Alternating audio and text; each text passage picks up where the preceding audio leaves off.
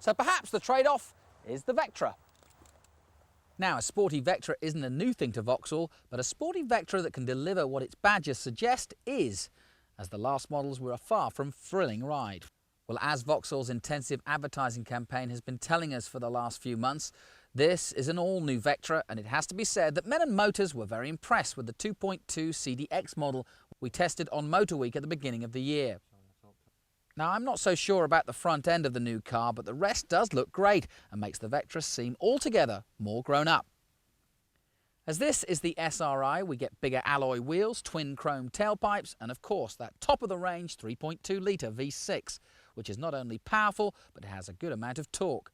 To keep all that power where it's needed, the SRI also has traction control and electronic stability units fitted.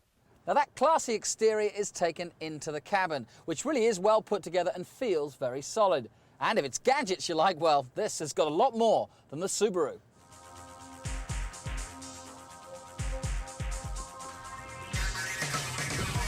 Now, of the three test cars, the Vectra was probably the one I was least looking forward to driving. You get the feeling that you get in one of these and you hang your jacket up in the back and head to your sales meeting. But I actually say after a few minutes I've been pleasantly surprised. This is something quite different from Vectra.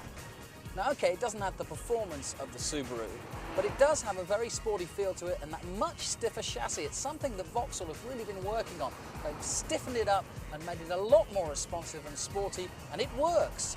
Certainly, you've got a much better handling car. Now, to keep you on the road, it has all the gizmos, like electronic stability control and traction control. But you need it because compared to the four-wheel drive of the Subaru, all the power is coming out of the front-wheel drive here on the Vectra. Now, the one thing with high-powered front-wheel drive cars is they tend to get a little bit skittish when they get on uneven surfaces. But the Vectra seems to hold its own very well. It's very composed on the road, and that's a testament to this brand new chassis that they've got. Well, for all the stick that the last Vectra got, the new one deserves as much in praise. It really is a nice car to drive. In the SRI format, you do feel enticed by the B-roads rather than being put off by them. As for fuel economy, well, the V6 engine isn't that much more thirsty than the 2.2 four-cylinder at 28 to the gallon. But of course, those figures will drop dramatically if the Vectra is driven hard for long periods of time. And like the Subaru, it has an attractive price tag when you look at all the kit you get. I'm actually more impressed with the Vectra than I thought I might be. And though it can't compete with the Subaru for performance, it certainly has a sporty feel to it. And its looks, I think, will appeal to more people than the Subarus. And the more I look at the Subaru, it's pretty ugly.